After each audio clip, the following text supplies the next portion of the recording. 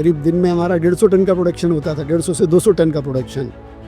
और उसके बाद भी हम मटेरियल नहीं दे पाते थे। लेकिन जब गुरुजी ने कहा, और उस समय वो हमारा पीक पीरियड चल रहा था, पीक टाइम चल रहा था फर्टिलाइज़र का, मैंने वो फर्टिलाइज़र की और जिंक सल्फेट की दोनों फैक्ट्री बंद करने का मैंने डिसीजन लिया। जौहरी को ही हीरे की परख होती है, और आचार्य श्री तो हैं ही जौहरी, तभी आप जैसे हीरे की उनको परख थी और हीरे का काम ही आप कर रहे हैं। उनसे बड़ा जौहरी तो कोई भी नहीं पूरी दुनिया में।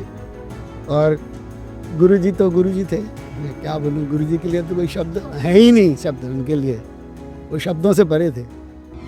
नमस्कार, जय जैन, बहुत स्वागत है आप सभी का जनवाणी चैनल के शो कॉन्वो कॉर्नर में, और मैं हूं आपके साथ अंशिका।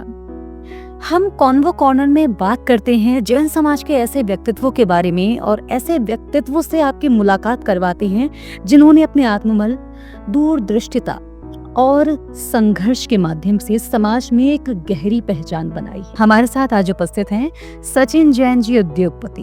जय जय। जय जैन। पहले सर आपकी जर्नी के बारे में थोड़ा सा बताइए, आपके बारे में थोड़ा सा बताइए। मैं बचपन से मेरा थोड़ा सा स्टडी को लेकर, कुछ इनोवेटिव चीज़ों को लेकर कुछ काम करने का मेरा हमेशा से पैशन रहा। मैंने सिविल इंजीनियरिंग से NIT रायपुर से मैंने अपना इंजीनियरिंग किया। उसके बाद भाभा इंस्टीट्यूट उदयपुर से मैंने MBA किया। और मैंने MPPSC का कई बार अटैम्प्ट दिए हैं, 2 अटैम्प्ट दिए।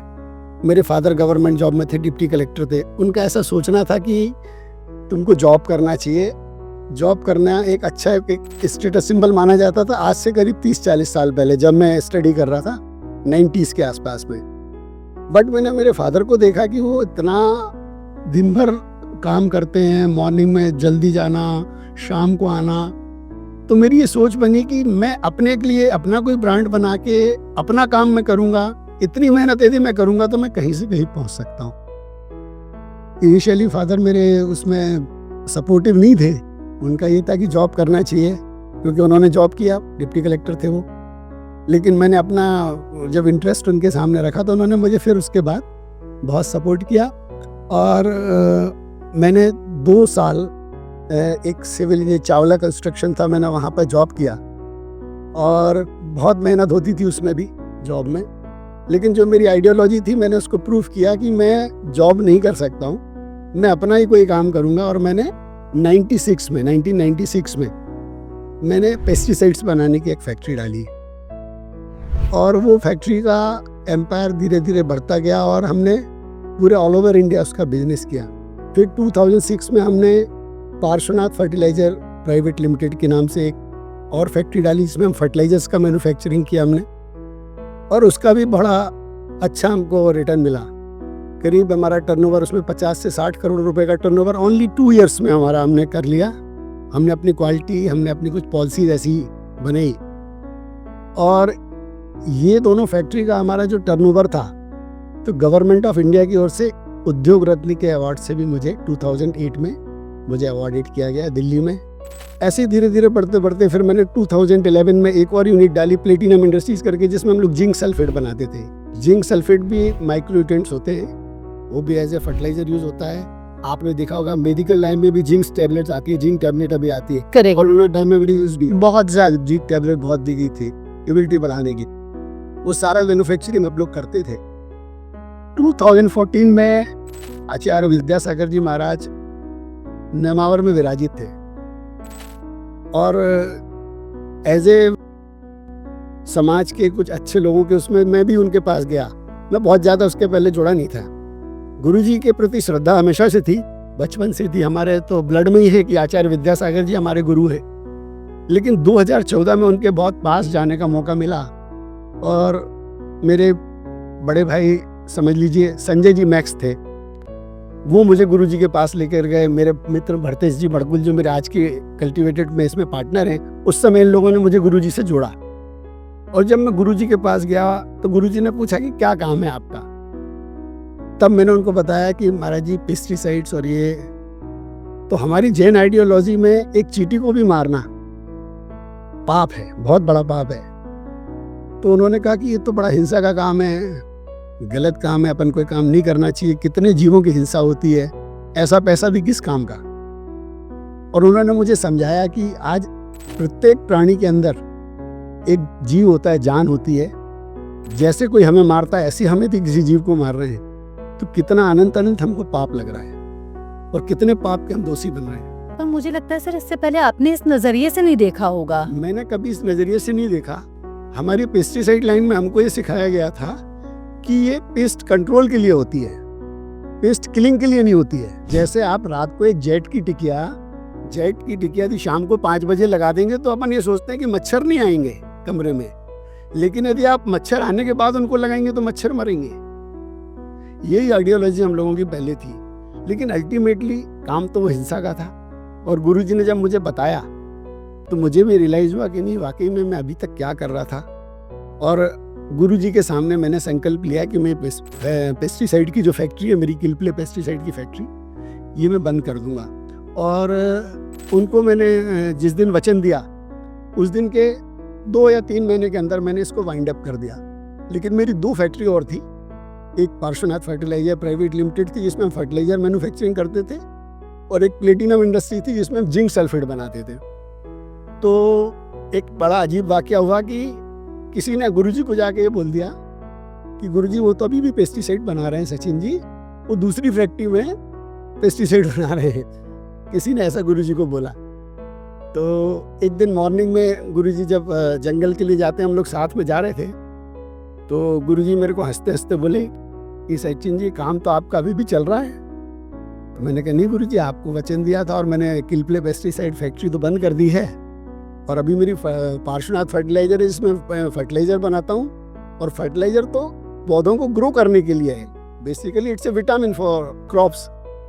और जो जिंक सल्फेट है वो भी महाराज जी, मैंने कहा कि वो भी माइक्रो न्यूट्रिएंट है।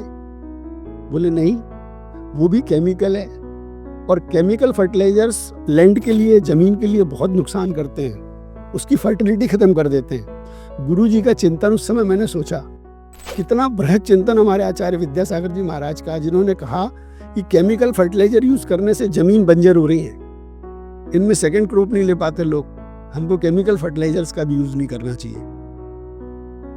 वो बात गुरुजी की बोली जब उन्होंने, मेरा तो कभी जीवन में इस विषय पे चिंतन नहीं किया था कि केमिकल फर्टिलाइजर भी यूज नहीं करना चाहिए। पेस्टिसाइड तो जेन्युइन था कि बंद करना चाहिए, हिंसा होती है, लेकिन जिस फर्टिलाइजर से और जिस जिंक सल्फेट से जो माइक्रोन्यूट्रिएंट था उससे कोई हिंसा नहीं हो सकती, लेकिन उसको भी बंद करने के लिए जो गुरुजी के चिंतन था, वो जब हमने समझा कि केमिकल लैंड के लिए यूज नहीं करना चाहिए, नहीं तो ये बैरन हो जाएंगी आगे आने वाले टाइम में, जमीन जो होगी, लैंड होगी।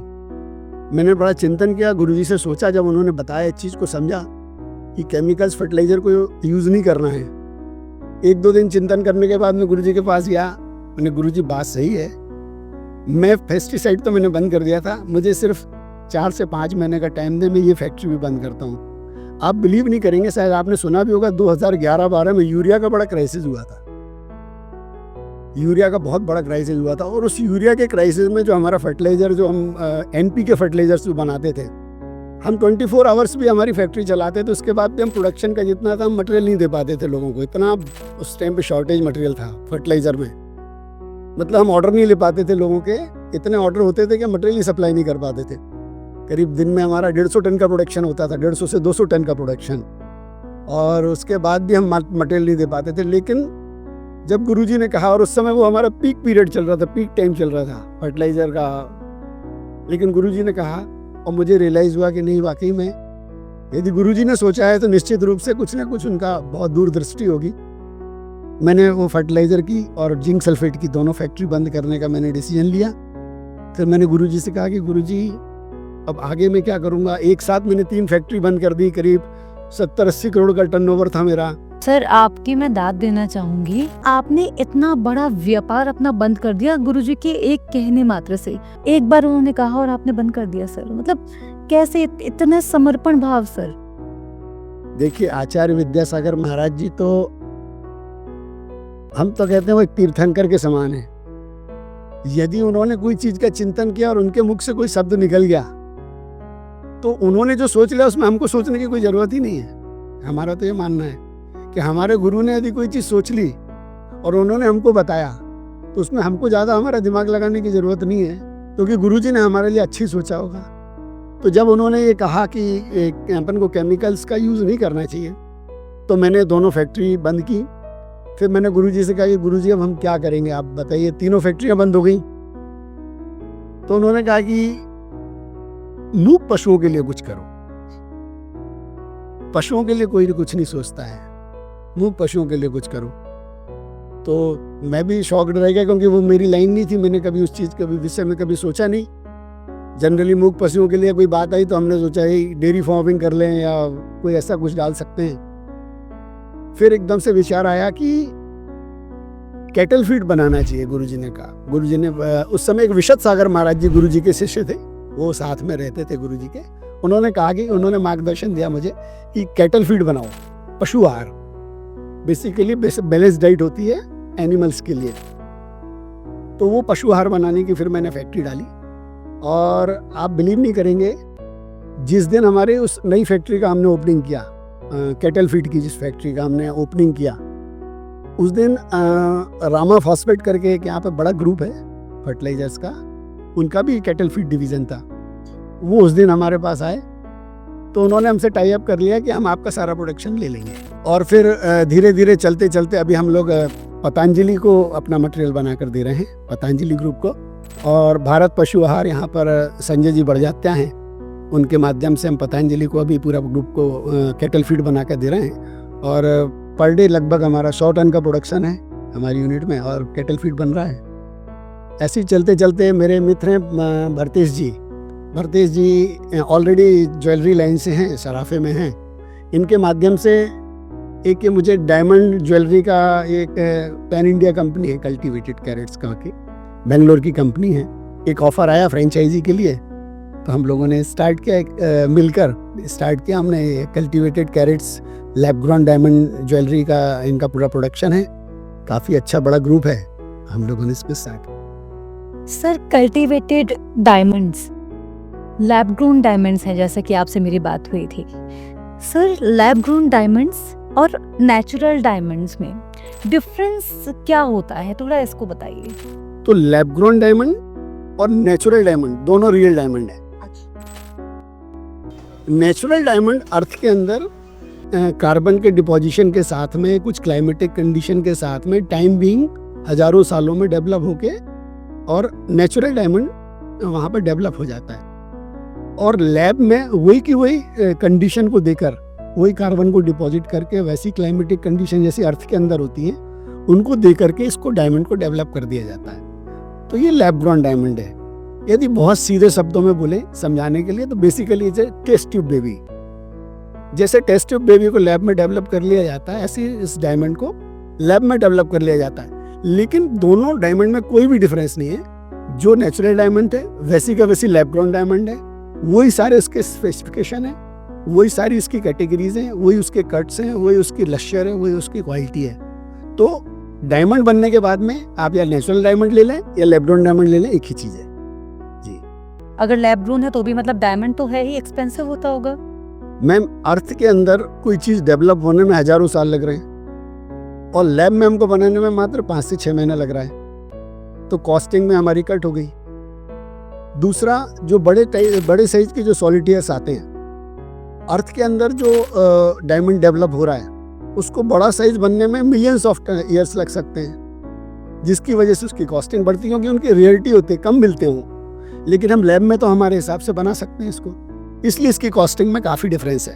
अच्छा, कितना डिफरेंस होगा सर, एक अंदाजा बताइए। डिफरेंस तो मैम, जो बड़े सॉलिटेयर्स हैं, वो बड़े सॉलिटेयर्स में तो आपको बहुत बड़ा डिफरेंस है। इतना डिफरेंस होगा कि आप इमेजिन भी नहीं कर सकते हैं। सपोज यदि एक 3 या 4 कैरेट का डायमंड यदि आप लेते हैं, तो 3 या 4 कैरेट का डायमंड यदि आप नेचुरल डायमंड में लेने जाएंगे, जो अर्थ के अंदर से निकलता है, जो नेचुरल डायमंड कहलाता है, तो वो डायमंड लगभग 50 लाख का आपको पड़ेगा। और यदि आप लैब ग्रोन में लेते तो 3-4 लाख रुपए में आपको, 4 से 5 लाख रुपए में आपको ये डायमंड का इतना बड़ा फर्क है, 10 टाइम का फर्क है। और हीरा ही है। इसमें IGI SGL का सर्टिफिकेशन आता है। जो नेचुरल डायमंड को सर्टिफिकेशन है, वही का वही same certification lab grown diamond को है। कोई भी व्यक्ति नेक्ड आई से, या कोई भी पारखी भी, बड़े से बड़ा पारखी भी, इसको जनरली ऐसा पिक नहीं कर सकता है कि लैब ग्रोन डायमंड है या नेचुरल डायमंड है, दोनों सेम ही है। अच्छा सर, जैसे कि अब जब हम बात करें मार्केट में, जब कोई भी नई चीज़ आती है तो उसके सब्स्टिट्यूट या फिर फेक चीज़ें ज़्यादा आ जाती हैं। तो अगर किसी को लैब ग्रोन डायमंड लेना है और उसको नॉर्मल पर्सन को तो नहीं पता कि लैब ग्रोन डायमंड ही हमें दिया जा रहा है या फेक भी कोई दे सकता है, नॉर्मल पर्सन को नहीं पता, तो आइडेंटिफाई करने का कोई तरीका है? मैम ये बड़ी अच्छा क्वेश्चन पूछा आपने, और ऐसे बहुत सारे हमको वाकई अभी सुनने में आए जो बड़े ब्रांड के स्टोर्स हैं। अभी तक लैब ग्रोन बहुत ज़्यादा लोगों के बीच में पॉपुलर नहीं था, लोग जानते नहीं थे। तो नेचुरल डायमंड के नाम पे यदि कोई आपको लैब ग्रोन डायमंड दे देगा तो आप उसको वेरीफाई नहीं कर सकते हो कि लैब ग्रोन डायमंड है कि नेचुरल डायमंड है। ऐसा भी मार्केट में हो रहा है। अच्छा, जी। बड़े ब्रांड्स हो सकता है, ऐसा मुझे कई लोगों ने बोला। ओके। लेकिन लैब ग्रोन डायमंड में तो हम आपको लैब ग्रोन डायमंड ही दे रहे हैं। सपोज नेचुरल डायमंड कोई आपका 20 लाख रुपए का नेचुरल डायमंड का आपने एक प्रोडक्ट सिलेक्ट किया और उसकी जगह पे उसने आपको लैब ग्रोन डायमंड दे दिया जिसकी कॉस्ट 3 या 4 लाख रुपए होगी और आप उसका पे कर रहे हैं 20 लाख रुपए नेचुरल डायमंड के नाम से। ये बहुत ज़्यादा फर्जीवाड़ा भी ऐसा मार्केट में हो रहा था। लेकिन अब लैब ग्रोन डायमंड्स की अच्छे ब्रांडेड कंपनीज आने की वजह से लोगों के बीच में जो एक ओरिएंटेशन होने के बाद जो लोगों का माइंड मेकअप हुआ है अब लैब ग्रोन को लेकर, तो अब लोगों को समझ में आया कि कैसे वो ठगे जा रहे थे। जब 1/10 रेट में हमारे पास यदि लैब ग्रोन डायमंड ही रहे अवेलेबल है तो वो नेचुरल डायमंड में इतना ज़्यादा पैसा देने की क्या ज़रूरत है। अच्छा सर, जैसे लोगों के मन में एक सवाल ये आ जाता है ना कि अब रियल तो रियल है, असली तो असली होता है। तो अभी आपने मुझे इसके बारे में हालांकि बताया कि असली नकली दो अलग चीज़ें हैं, है दोनों डायमंड ही। असली ही है। हाँ, मतलब अगर नकली की बात करें तो that is a completely different thing. लेकिन अगर हम बात करें लैब ग्रोन डायमंड और नेचुरल डायमंड तो हैं दोनों असली ही। प्लीज़ इस चीज़ को थोड़ा सा क्लियर कर दीजिए कि जो लैब ग्रोन डायमंड है वो नकली नहीं है। मैडम किसी भी रूप में लैब ग्रोन डायमंड नकली नहीं है, आर्टिफिशियल नहीं है। यदि नकली डायमंड बोलेंगे तो अपन जैसे ईडी होता है, अमेरिकन डायमंड जिसको बोलते हैं, जो कि जैसे आप गोल्ड ज्वेलरी लेते हैं और उसमें कोई स्टोन लगे होते हैं, कलर्ड स्टोन भी लगे होते हैं, कुछ वाइट स्टोन भी लगे होते हैं, वो बेसिकली अमेरिकन डायमंड होते हैं। वो डायमंड नहीं है, वो तो पत्थर हैं बेसिकली जो चमक रहे हैं आपको। लेकिन डायमंड की तो क्वालिटी अलग होती है, उनके कट्स अलग होते हैं, उनका लश्यर अलग होता है, उनकी क्वालिटी होती है VVS1 VVS FE क्वालिटी का होता है इसकी। तो वो सब पैरामीटर पे होने के बाद ही डायमंड होता है। तो ये प्योरली रियल डायमंड है, lab grown diamond purely real diamond है। जैसा कि मैंने आपको बताया कि जैसे कोई टेस्ट ट्यूब बेबी है, जब वो बड़ा हो गया तो नेचुरल बर्थ हुआ उसका कि टेस्ट ट्यूब से बेबी बना, उसको भी आप वेरीफाई नहीं कर सकते है ना। इसी प्रकार से लैब ग्रोन डायमंड और नेचुरल डायमंड के लिए IGI लैब से एक सर्टिफिकेशन मिलता है। इस सर्टिफिकेट में यही नेचुरल डायमंड के लिए है, यही लैब ग्रोन डायमंड के लिए है। सिर्फ इसके अंदर लिखा हुआ है लैब ग्रोन डायमंड या नेचुरल डायमंड, बाकी सारे स्पेसिफिकेशन पैरामीटर्स इस सर्टिफिकेट के माध्यम से हमारे इसके यहाँ पर दिए जाते हैं। सर अगर हम बात करें कल्टिवेटेड कैरेट्स की, तो आपका ये फैमिली बिजनेस तो नहीं ही था, ये एक तरह से इसमें आप जुड़े हुए हैं। तो इससे जुड़ाव कैसे हुआ? मतलब मार्केट में और भी सारे ब्रांड्स हैं, बहुत सारे ब्रांड्स हैं, कल्टिवेटेड आपने कल्टिवेटेड कैरेट्स को ही क्यों चूज किया? बेसिकली मैडम ये कल्टिवेटेड कैरेट्स बेंगलोर की कंपनी है, पैन इंडिया कंपनी है, और इसके जो ऑनर हैं संपत जी, वो भी श्वेतांबर जैन हैं, और दीपक सागर जी जो इसके मार्केटिंग CEO हैं, उनके माध्यम से हम इस कंपनी से जुड़े। मैं बेंगलोर गया, मैंने संपत जी से जब मैं मिला जो इस कंपनी का ऑनर है, तो उनके घर में एक जैन मंदिर बना हुआ था।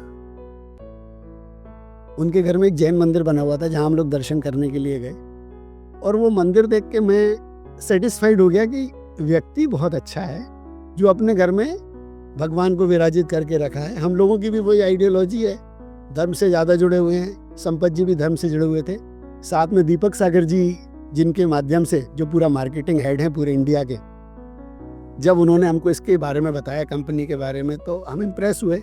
और चूंकि एक ये पैन इंडिया कंपनी है, एक बड़ा ब्रांड है कल्टिवेटेड कैरेट्स में, लैब ग्रोन में अभी छोटे छोटे वेंडर तो बहुत सारे मार्केट में अपना अपना लैब ग्रोन बेच रहे हैं, लेकिन कोई पर्टिकुलर ब्रांड से एक पूरा कॉरपोरेट लेवल से कोई ऐसा नहीं कर रहा था।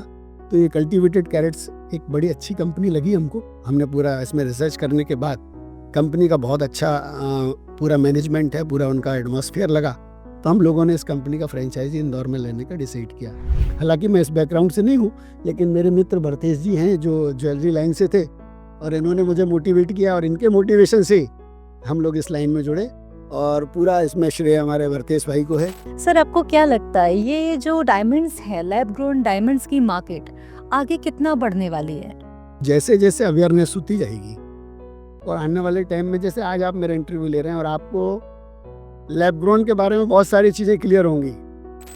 मैम आज आप बताइए, अपर मिडिल क्लास, अभी तक डायमंड ऐसा माना जाता था कि अपर क्लास का आइटम है, अपर क्लास सेगमेंट है, बट जिस रेंज में हम लैब ग्रोन डायमंड लेकर आ गए हैं, इस रेंज में तो मेरे को लगता है कि upper middle class, medium middle class और इवन मिडिल क्लास के लिए भी हम पूरा डायमंड पहनने का सपना पूरा कर पाएंगे। आज जो सॉलिटेयर पहनने का, जैसे आज ये मैं रिंग पहना हूँ, आज ये लगभग 3 कैरेट का डायमंड है। ये 3 कैरेट डायमंड का यदि आप आज से 4 साल पहले यदि इसको डायमंड को लेने जाने का यदि सोचते तो लगभग 50 लाख रुपए की रिंग थी। लेकिन आज ये रिंग हम आपको यहाँ पे 3.5 से 4 लाख रुपए में अवेलेबल करा रहे हैं विथ IGI सर्टिफिकेशन। तो आपका सपना जो सॉलिटेयर पहनने का है वो हमारे लैब ग्रोन डायमंड से पूरा हो सकता है। कल्टिवेटेड कैरेट से हम आपको सारी स्कीम्स के साथ में ये lab grown diamond with best quality के साथ में। अच्छा, सबसे बड़ी चीज़ इस कंपनी की जो खासियत है, इसमें 100% एक्सचेंज हमने दिया हुआ है। मैं इसी पर आने वाली थी, क्योंकि लोग बोलते हैं कि जो डायमंड है वो रिटर्न नहीं होता, मतलब अगर रिटर्न होता है तो उसकी वैल्यू 0 हो जाती है। तो ये जो लैब ग्रोन डायमंड्स हैं, इनकी रिटर्न वैल्यू क्या है? क्योंकि लोग इन्वेस्टमेंट के रूप में लेते हैं ज्वेलरी मोस्टली इंडिया में। मैम हमारा कल्टिवेटेड कैरेट्स के अभी इंडिया में 5 शोरूम खुल चुके हैं, और कमिंग टाइम में अभी 4 शोरूम और होने वाले हैं, और आने वाले टाइम में और पूरे सभी बड़ी सिटीज़ में अभी कल्टिवेटेड कैरेट्स के शोरूम्स आ जाएंगे। तो पर्टिकुलर कल्टिवेटेड कैरेट्स से के किसी भी शोरूम से आपने यदि परचेज किया हुआ है, 100% एक्सचेंज हमारे इस ब्रांड में हम आपको दे रहे हैं। आप आज की डेट में कोई भी आइटम लेके जाइए, कभी भी, नॉट अ पर्टिकुलर टाइम, है ना, आप कभी भी इस प्रोडक्ट को लाके एक्सचेंज कर सकते हैं 100% वैल्यू पे। सपोज आपने आज 2 लाख रुपए का एक आइटम लिया, सिर्फ उसकी मेकिंग काट के, और GST तो छोटा सा है, तो मेकिंग काट के, और बाकी आप इसी अमाउंट का कोई भी दूसरा आर्टिकल हमसे कभी भी ले जा सकते हैं। कभी भी? यस, 100% पे। क्या बात है सर। Yes. अरे नहीं, यस मैम, 100% पे, 100% एक्सचेंज वैल्यू, और 85% पे बाईबैक भी ले सकते हैं आप। सपोज आपने आज 1 लाख रुपए का एक कोई हमारे से आर्टिकल लिया, 1 लाख रुपए का जिसमें डायमंड है, डायमंड वैल्यू पे 85% और गोल्ड पे 100%। तो डायमंड यदि 1 लाख का है तो आप 85,000 रुपीज हमसे आप कभी भी वापस ले सकते हैं। अच्छा, कैश में भी। ओके। तो सर अच्छा, गोल्ड का जो प्राइस है फिर वो तो फ्लक्चुएट होता है? गोल्ड का तो फ्लक्चुएट हो रहा है, जो इंटरनेशनल मार्केट से होता है, तो गोल्ड का रेट तो जब जैसा होगा उसी रेट से आपका अकॉर्डिंगली रिटर्न हो जाएगा, और डायमंड आपका 85% से बायबैक हो जाएगा और 100% से एक्सचेंज हो जाएगा। बेस्ट इन्वेस्टमेंट है मैम, बेस्ट इन्वेस्टमेंट है। तो अपने व्यूअर्स को कहना चाहूंगी, अगर आप चाहते हैं लैब ग्रोन लेना और इंदौर में हैं, तो आइए ना कल्टिवेटेड कैरेट्स के पास। एक सफल उद्योगपति होने के साथ साथ इस फील्ड में आध्यात्म कितना बड़ा रोल निभाता है जीवन में? जब आप इतने आध्यात्मिक हैं, तो क्या ये वही रीजन है कि आप इतने सफल उद्योगपति बन पाए? मैम सारा कुछ जो भी क्रेडिट है, आज जो भी समाज में मैं कुछ हूँ, मेरे गुरुवर विद्यासागर महाराज जी के आशीर्वाद से हूँ। उनके बिना मैं कुछ भी नहीं हूँ। जो कुछ है सब उनका है। उन्होंने मुझे आगे बढ़ाया, उन्होंने मुझे आशीर्वाद दिया। उनसे बड़ा जोहरी तो कोई भी नहीं पूरी दुनिया में। और गुरुजी तो गुरुजी थे, मैं क्या बोलूं, गुरुजी के लिए तो कोई शब्द है ही नहीं, शब्द उनके लिए वो शब्दों से परे थे। सर एक समय ऐसा भी आया होगा जब सब कुछ आपने बंद किया था, तो लगा होगा कि सब रुक जाएगा, अब कोई रास्ता नजर नहीं आ रहा। एक पल के लिए लगा होगा, हालांकि आचार्य श्री का आशीर्वाद हमेशा से ही आप पर रहा है, लेकिन जब वो क्षण आया था तो आपने खुद को मोटिवेटेड कैसे रखा? बिल्कुल सही कह रहे हैं आप। जब मैंने तीनों फैक्ट्रियां बंद की, सडनली एक साथ 50, 60, 70 करोड़ का टर्नओवर का बिजनेस एक साथ शट डाउन करना, और उसके बाद कोई नई चीज़ में एंटर होने के लिए भी कुछ टाइम लगता है। जैसे कैटल फीड मैंने बताया कि हमने स्टार्ट किया, उसको भी सेटअप करने में थोड़ा सा टाइम लगता है। वो बीच का टाइम जो मेरे कुछ मित्र थे, जिसमें एक मेरे प्रवीण भाई हैं, मेरे भरतेश भाई हैं, मनीष जी नायक जी हैं, मनोज जी वाकलीवाल जी हैं, ये हमेशा बोलते रहते थे कि तुम अलग चीज हो, बस थोड़ा सा टाइम को निकाल लो। गुरुजी के पास जाता था, गुरुजी के पास बैठता था, कई बार बड़ा परेशान रहा, लेकिन गुरुजी के आशीर्वाद से इतनी हिम्मत मिलती थी, जब भी उनके पास से निकल के आता था 4 गुनी एनर्जी लेके आता था। और धीरे धीरे धीरे धीरे धीरे सब वो टाइम भी निकल गया और आज सब कुछ आचार्य श्री के आशीर्वाद से पुनः आज हम इसी जगह पे हैं। और मुझे तो ये लगता है कि गुरुजी ने मुझे बहुत बड़े पाप से बचाया। तो क्या EMI का कोई फैसिलिटी अवेलेबल है हमारे कल्टीवेटेड कैरेट्स में? EMI तो नहीं कहेंगे, लेकिन एक हमारी सौभाग्य स्कीम है। ये सौभाग्य स्कीम में आप किसी भी अमाउंट की, यदि आप हमें 11 इंस्टॉलमेंट डिपॉजिट करते हैं तो 2 इंस्टॉलमेंट हमारी कंपनी की ओर से दी जाती है। सपोज आपने 1 लाख रुपए पर मंथ का हमारे को 11 मंथ की स्कीम से आपने दी डिपॉजिट की, तो 2 मंथ का 2 लाख रुपए उसमें कंपनी डिपॉजिट करेगी और 13 लाख रुपए का आर्टिकल आप कोई भी परचेज कर सकते हैं। जी मैम, सारी फैसिलिटी, सारी सुविधाएं हम दे रहे हैं कि सबके सपने पूरे हो जाएं। और हमारे इस कंपनी का एक स्लोगन भी है, हीरा है सभी के लिए। और वो आप प्रूफ भी कर रहे वो हैं। हम प्रूफ भी कर रहे हैं कि हम दे ही रहे हैं सभी को, जितनी भी फैसिलिटी दे सकते हैं। तो सर, ये सौभाग्य स्कीम जो है, क्या कोई पर्टिकुलर अमाउंट के लिए है कि आप इतने अमाउंट का लेंगे तभी ये सौभाग्य स्कीम लागू होगी, या कितने मिनिमम अमाउंट पर ये जो स्कीम है वो लग सकती है? मैम, मिनिमम 5000 रुपीज से हमारी स्कीम स्टार्ट है और बड़े से बड़े में आप जो भी इंस्टॉलमेंट करना चाहें, 11 इंस्टॉलमेंट आपको एक साथ भरने हैं, एक एक करके भरनी है पर मंथ में। वो आप कोई भी अमाउंट के ले सकते हैं। मिनिमम 5000 का हमारा इंस्टॉलमेंट का है। जी, क्या बात है सर, सबके सपने पूरे होंगे। मैं तो वाकई में अपने व्यूअर्स को यही कहना चाहूँगी कि जो भी डायमंड्स पहनना चाहते हैं, डेफिनेटली लैब-ग्रोन को आप ऑप्ट कर सकते हैं और इसमें हमारी सेविंग्स भी हो रही है। बड़ी अच्छी सेविंग्स है। आप 5000 रुपीज से भी यदि स्टार्ट करते हैं जी, पर 11 मंथ में आपके 55,000 रुपीज होते हैं, तो आप 65,000 का आर्टिकल 11th मंथ में ही ले सकते हैं। शानदार शानदार, क्या बात। सिर्फ कंपनी का मोटो ये है कि अभी हम अपनी ब्रांडिंग करें। अभी कंपनी किसी प्रकार से हम प्रॉफिट नहीं लेना चाह रहे हैं, सिर्फ हम अपनी ब्रांडिंग कर रहे हैं, लोगों तक हमारा प्रोडक्ट को पहुंचाना चाह रहे हैं, ताकि अधिक से अधिक लोगों तक लैब-ग्रोन डायमंड पहुंचे, सबके सपने पूरे हों और एक अच्छा क्वालिटी प्रोडक्ट, ब्रांडेड प्रोडक्ट वो पहनने का सपना पूरा कर सके। एक लास्ट क्वेश्चन और पूछना चाहती जी, मैं ये जानना चाहती हूँ सर, एक उद्यमी होने के साथ साथ जैन श्रावक भी हैं आप, धर्म से जुड़े रहते हैं, निरंतर धर्म के कार्यों में सबसे ज्यादा आप आगे रहते हैं। आपकी दिनचर्या कैसी रहती है? मैं सुबह उठ के मंदिर जाता हूँ, थोड़ा सा योगा करता हूँ, कुछ थोड़ा वॉक करने के बाद मैं मंदिर जाता हूँ, फिर मैं 1 घंटा मेरा डेली स्वाध्याय करता हूँ मैं मंदिर में। बहुत शानदार सर, बहुत शानदार। बस आखिरी मैसेज चाहूंगी आपका जैन समाज के लिए। बस सभी को यही कहना चाहूँगा कि हमारे आचार्यों की, तीर्थंकरों की जो परंपरा है, जैन धर्म बेसिकली धर्म ना होके एक आइडियोलॉजी है। जैन धर्म के जितने सिद्धांत हैं, आप यदि उसको साइंटिफिकली भी देखेंगे तो आज साइंस भी वही कह रहा है कि हमको रात को नहीं खाना चाहिए क्योंकि डाइजेशन नहीं होता। हमारे यहाँ बोलते हैं कि इसमें सूर्यास्त के बाद में जीव पड़ जाते हैं, इसलिए रात को नहीं खाना चाहिए। हमारे यहाँ बोलते हैं पानी छान के पीना चाहिए, पानी में बहुत सारे जीव होते हैं। आज साइंस भी कहता है कि आरओ का वाटर पीना चाहिए आपको, है ना। धर्म के मार्ग पे चलने के लिए कट्टरता नहीं लाना है, कट्टरता हमको प्रेम में लाना है, एक दूसरे से मिलजुल कर रहना है, धर्म के साथ में आगे बढ़ना है और लोगों का एक दूसरे की हेल्पिंग होना चाहिए, एक दूसरे के लिए हम प्रेम से रह सके, ऐसा मेरा सबके लिए मैसेज है। एक चीज और पूछना चाहूंगी, अगर हमें लैब-ग्रोन डायमंड्स लेने हैं कल्टीवेटेड कैरेट से, तो कहाँ आना पड़ेगा? मैम, अभी एमपी का तो ये फर्स्ट शोरूम हमारा इंदौर में बंसी ट्रेड सेंटर एमजी रोड पर है। ये बड़ा पॉपुलर मार्केट है पूरा। आजकल तो एमजी रोड पूरे ये सारे ज्वेलरी की शॉप्स यहाँ पर आ गई हैं, सारे बड़े ब्रांड यहाँ पर है एमजी रोड पर। ये बंसी ट्रेड सेंटर में हमारा ये शोरूम है। इसके अलावा चंडीगढ़, गुवाहाटी और पुणे यहाँ पर भी हमारे शोरूम अभी स्टार्ट हो गए हैं, तो आप वहाँ से भी ले सकते हैं। बेंगलोर तो खैर इनका पेरेंटल है, वहाँ में हेड ऑफिस है, वहाँ पर इनका शोरूम भी है। तो इंदौर में या इंदौर के आसपास या जब भी आप इंदौर आएँ तो आप बंसी ट्रेड सेंटर में आएँ।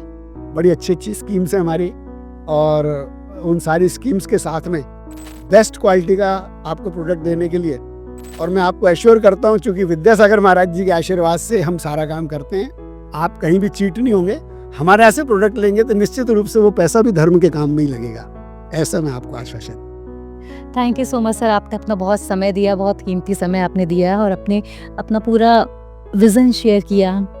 आपकी दिनचर्या शेयर की, इससे बहुत सारे लोग इंस्पायर होंगे। Thank you so much sir. जय जिनेंद्र।